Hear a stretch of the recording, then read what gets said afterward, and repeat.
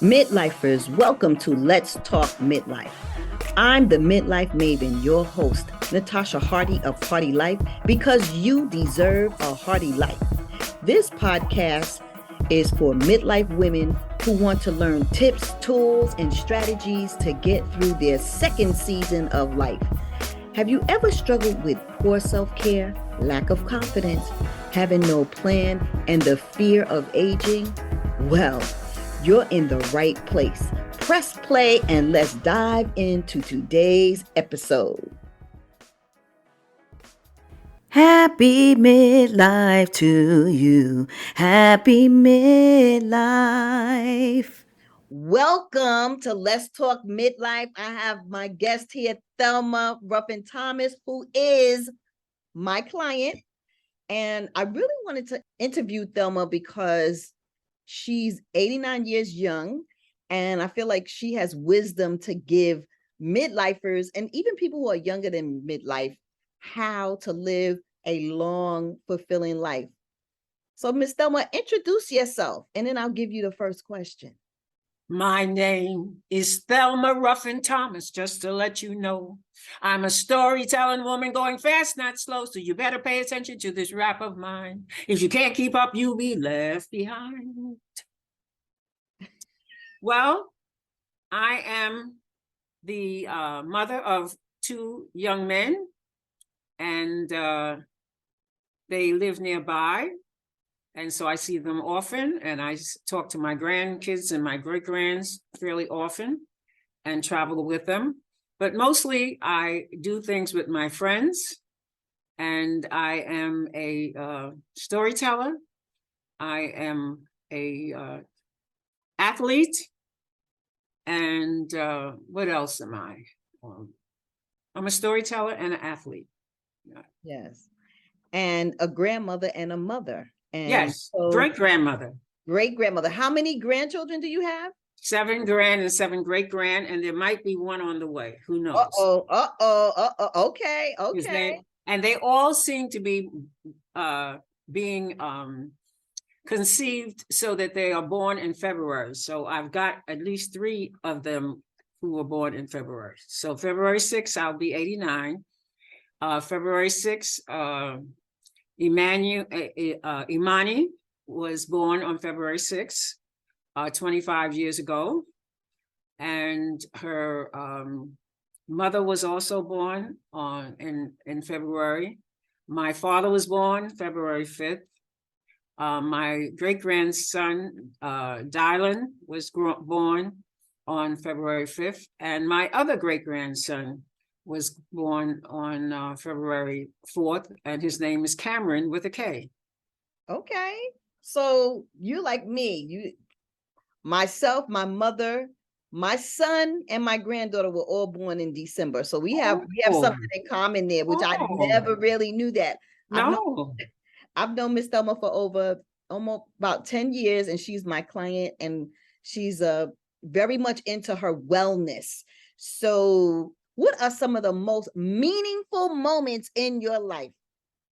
The most meaningful is the day I graduated from Fordham University, the graduation to get my BA, and I had gone to school for 10 years at night, working full-time, and the graduation was held at Avery Fisher Hall. And I stood there waiting to walk down the steps at Avery Fisher Hall, and the tears were just flowing. And the lady behind me was saying, "Why are you crying?" I said, "I am just so happy. I never thought this would happen," because I worked full-time as a supervisor at the library, and I went to school at night at Fordham University at Lincoln Center in New York City. So that was wonderful. Wonderful. Why did you have to go to school at night? Like, what was the catalyst for you having these tears? There was something that occurred in your life early on that had you questioning whether or not you'd be able to get an education. Well, I was one of those children. My mother had 4 children, 1 boy and 3 girls, and I was mouth almighty and tongue everlasting. And so I thought that I knew more than she. And so I took the hard road. And the hard road was being a pregnant teen at 14. And so I was very good in my studies, and I knew that I was going to be a teacher, and that definitely was a hiccup. At that time, you got married, and so I married the young man. And one of the worst days was going to Washington Irving High School. I remember it was February, and I went in to tell them that I would not be continuing in the school because I was pregnant. At that time, they did not have a school for pregnant teens. And so off I went to live with my mother-in-law, which was horrible. And then when I became pregnant with the second child, things were not going the way it should. And my mother found a room for me to stay in, which was near where she lived. And she lived on 127th, where we were raised, between Park and Madison. And I was in a rooming house on 126th, and I had to share the kitchen and the bathroom. And so with the other people, and it was horrible. But I learned quite a lot. Met a wonderful woman named Margie Blake, and she had 2 children, and she was also a single mother. And we shared a lot of things in order my husband would not pay for the child support. And so I received welfare, and I also supplemented my welfare. I cleaned other people's homes. And so Margie was very helpful because I was determined to finish high school. And so she took care of my children while I went to school at night. Mm-hmm. And so I went to a school up in the Bronx, and I got my high school diploma. Yes. And you've shared this story with me before, so I'm going to share it with the audience. When Miss Thelma, how she got pregnant is the guy told her that she couldn't get pregnant standing up, having sex standing up. So for those of you out here who are listening and got young children and grandchildren, tell them don't believe all that stuff. So Miss Thelma is a product of somebody who told her at 14 that she could not get pregnant standing up. FYI. Right. All right. That stand-up baby is 72 years old. So that ain't working. Would have been you told me about what was some of the most rewarding experiences. One was you actually graduating from college and high school. Is there anything else that you want to share that's been rewarding in your life that you didn't tell us so far?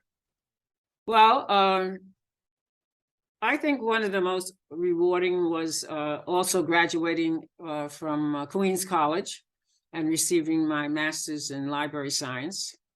All my grandkids were there. I remember Brucey, my grandson, throwing the hat that we wear up in the air.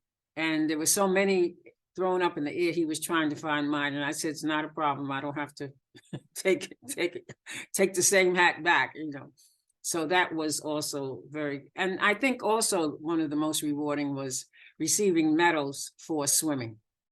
Okay. Because I did not realize that I had won a medal because I felt that I was slow, but they said it's in your age group. So at that time when I became associated with this group called the Honeys and Bears, the Harlem Honeys and Bears, you compete in your age group.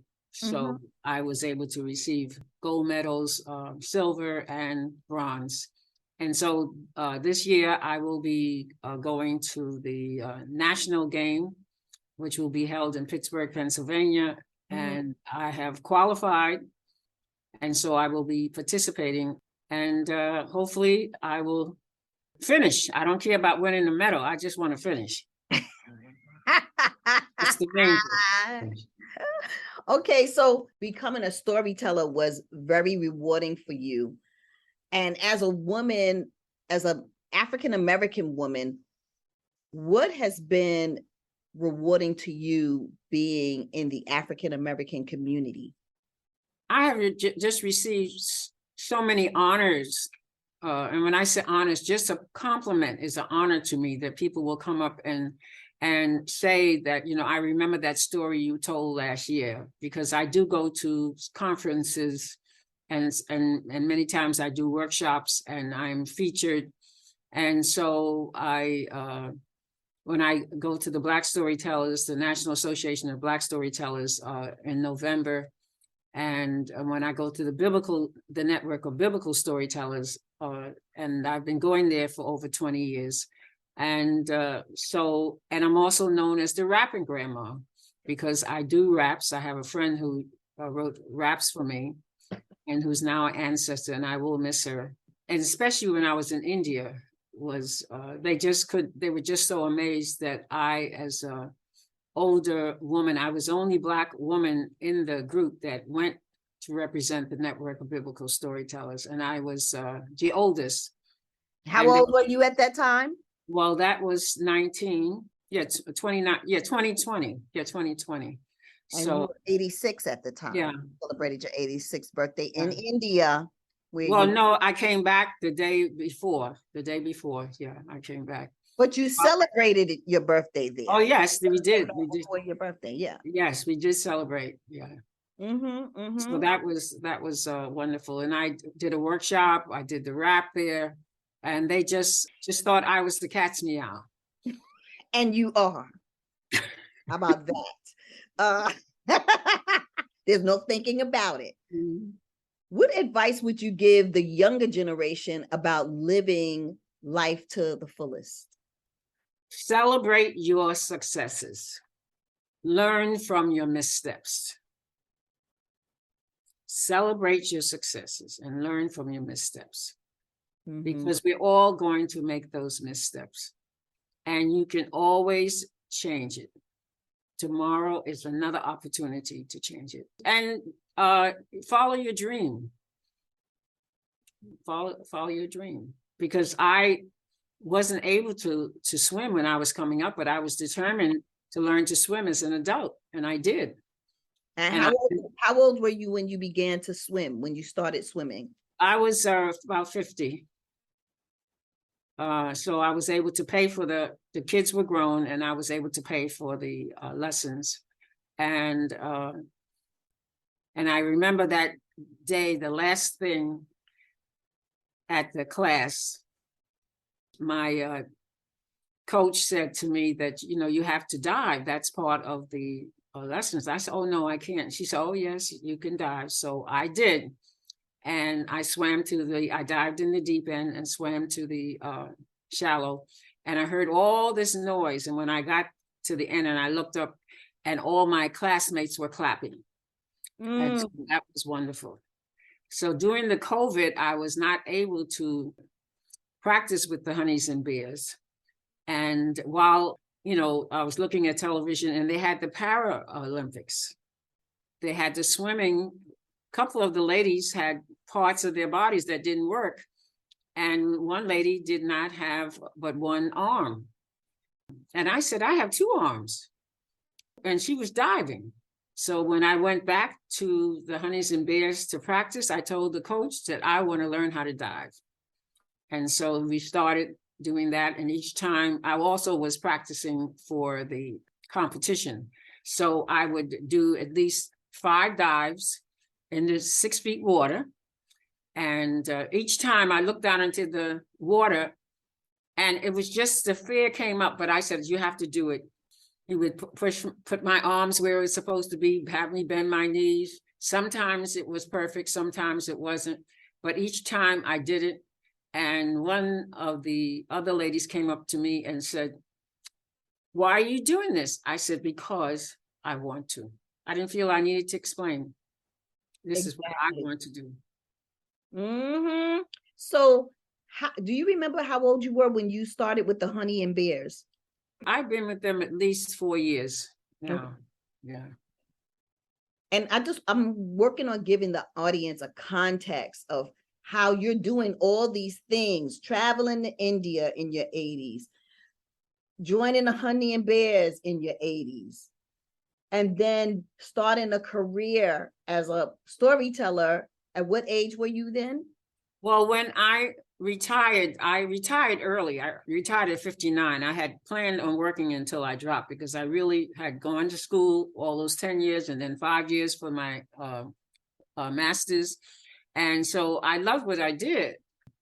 My specialty was young adults. That was the group that I worked with. I would call the school. I would have the classes come to the library when it was closed. I would show them how to use the library. At that time, when I started in 1959, something that we had the card catalog, and then we went to the book, and then so they would come when the library was closed. I would show them how to look up things for their homework, and then I would do a book talk. I would do a book that's for leisure reading, and I would make sure I had copies there for them to take out, and they would have the library to themselves so that when they came in, when the library was open to the public, I was the person that they knew they would come to and ask, for different things.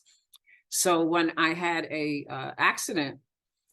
car accident, serious one, and I didn't walk for almost 2 years.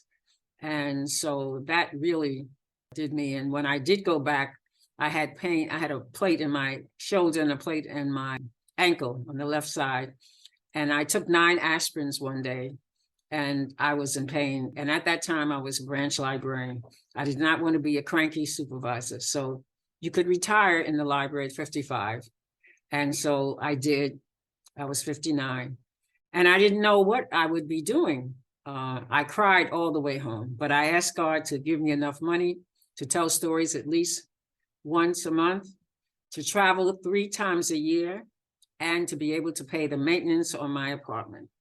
And she has done it double. So that is, so I have always told stories. My mother, if she could come from heaven, she would tell you that I was the liar in the family. But now I get paid to do it. So now I'm called a storyteller. I would never have dreamed that it would come to this, that I would be been all over the world telling stories, traveled all over the world, and also traveled with my grandchildren, so, and my great-grand. So that's really wonderful. One of the things I want to preference here is, again, like I said earlier, you started storytelling around 59. You started swimming around the age of 50.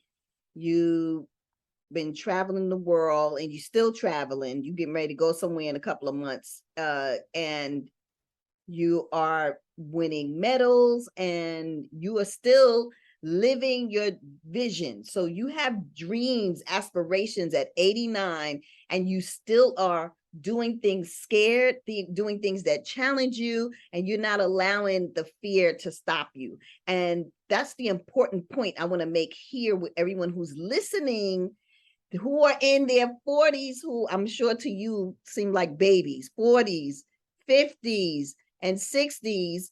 We probably are like children compared to where you are, because you're about to turn 89, and that's 19 years, and in a 10-year span of time, I'm sure you've been able to accomplish a number of things.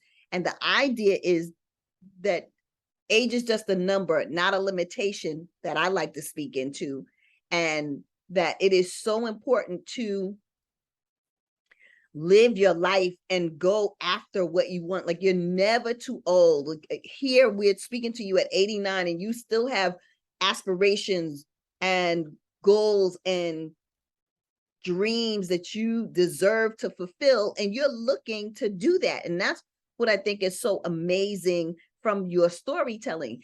Now, the thing I want people to know, and you could correct me here, I know this because I'm your trainer and that we talk about this.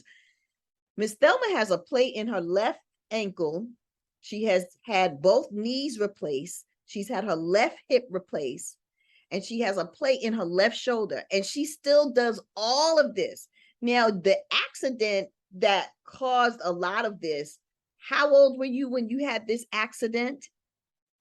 Well, I I retired at 59, so it must have been about 58 or 57, because soon after that is when I retired, because I was knocked down by a car, and then I worked a couple of years, and then I had to retire. So it was, yeah, I would say that it was around that time. So basically what I'm saying here, what I'd like to illuminate to the audience is Miss Thelma, even with all of these adversities of her not being able to walk after this car accident, her learning how to re-walk, retiring, to becoming a storyteller, traveling the world, and she's been working out all this time too. Like I'm probably her second or third trainer.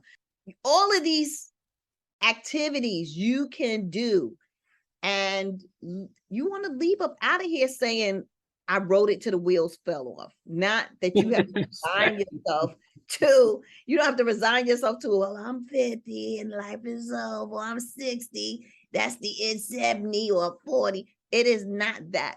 Live life. And this is why I wanted to have you on here. And here's a question. What have been some of the biggest changes you've seen in the world over your lifetime? The biggest change that I saw was having a Black president. I never, ever thought that that would ever happen. And by the way, I do have a job. I am the artistic director of the Pearls of Wisdom, and I have been working as the artistic director for over 20 years. Right. And also you have your own organization called what? The African Folk Heritage Circle. I am the president. We are a chapter. It's a storytelling organization. We are a chapter of the National Association of Black Storytellers, and it's called the African Folk Heritage Circle, and it's about 25 years. We meet once a month at Sisters Uptown Bookstore in Harlem.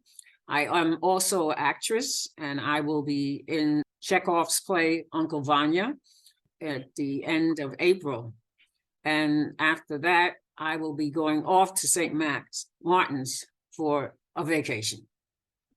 What I'd like the audience to know, you have your experience as a storyteller running the Pearls of Wisdom, the African Folk Heritage, and once a month you tell stories at the bookstore. So I want to just make it clear to the audience that if you're in Harlem and you want to see Miss Thelma tell stories and her storytellers tell stories, and it's really good. I posted this on one of my Instagram stories some time ago, her telling the story. Sisters Uptown Bookstore, which Tuesday? Second Tuesday? First Tuesday. Every first Tuesday of the month. At 2 o'clock, 2 to 4. 2 o'clock. Sisters Uptown Bookstore. You can look that up. And Miss Thelma also used to do Facebook Lives, y'all, once a week and tell stories during the pandemic. Oh, yes. She's up with the technology, y'all. Also, I want to let everyone know that you are a native New Yorker. You born and raised here in New York and has lived here all your life. Is that accurate? Yes. Okay. And gone to school here, educated here, as you heard her mention earlier in the program. So, Miss Thelma, do you have a little story you want to tell us before you leave? A little quick story? I did not like housework. I felt that it was abusive for her to ask me to even sweep, to even cook, to do anything. And I was a reader. I read all the time. I would wind up burning up the rice and everything, because she would tell me to put the rice on, so because she worked. And so one day she said to me, well, no, you have to do, there's things that you have to do in the house. And so I had to go and clean up her room, which I hated. And so I cleaned up the room, I dusted, and then I decided to get one of those nice big safety pins, and I pinned the sheets. And I covered it up, and said, okay, now I can go play in the streets. And Mama said, no, you got to go and take that pin out of the sheets. I said, what pin? She said, the one that you just pinned. I said, oh, no, not me. And she took me into the bedroom. And I didn't know that she was looking, because we had what they call French doors. And she could look right in and see what I was doing. And so she uncovered it. And there was the pin. And she said, did you put that there? I said, no, I did not. And so I had to, of course, take the pin out. And I did not go out to play that day. But if Mama could come from heaven and Daddy could come from hell, I would still deny taking the pin out of those sheets. You mean putting the pins in the sheet? Putting the pins in the sheets. And that's my story, and I am sticking to it. Okay. Thank you. You got another, do you have another one for us with the little honey and the ant? Oh, yeah. Well, you know, one day the ant was crawling along and he was out and he saw this little crumb. And the crumb had some marmalade on it. And that crumb is kind of big, but he knew that if he could just get that crumb to the rest of his family, they would have a wonderful meal. And so that ant, he pushed and he pushed and he pushed and he pushed. And oh, I'm not going to make it. I am just exhausted. And so a bird up in the tree heard him and said, what's wrong, Mr. Ant? What's going on? He said, I got this crumb that I want to take to my family. And I'm so tired, I don't think that I will be able to get it there. He said, oh, maybe I can help. And that bird flew down and took a bite off of that crumb. And the ant said, that's not the way I wanted you to help me. That's not helping. But the bird just chuckled and went about its business. And so that ant said, okay. And he pushed and he pushed and he pushed and he pushed and he pushed. And along came another bird. And the bird said, what's wrong? He says, well, I'm trying to get this crumb to my family. And it's big and I don't think I can make it. And he said, do you need help? He said, no, I don't need any help at all.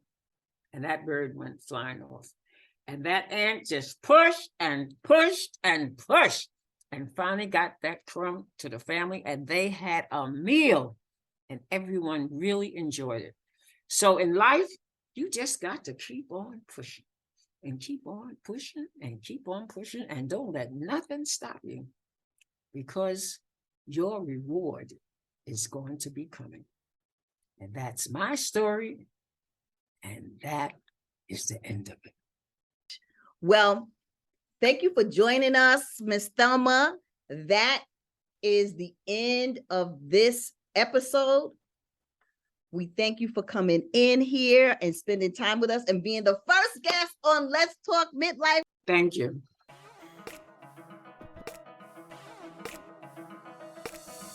Thank you for listening in today. You could have been anywhere and you chose to be here. And for that, I truly am grateful. If you have any questions about today's topic or any of the topics, feel free to email me at nataschahardee.com, info@natashahardy.com. Feel free to reach out to me on Instagram and TikTok at Hardy Life. That's HARDEE Life. You can also find me on LinkedIn at Natasha Hardy. Remember, if nobody's told you that they love you today, let me be the first to say, I love you. And there ain't nothing you can do about it. Go be amazing because you are. Yes, you are.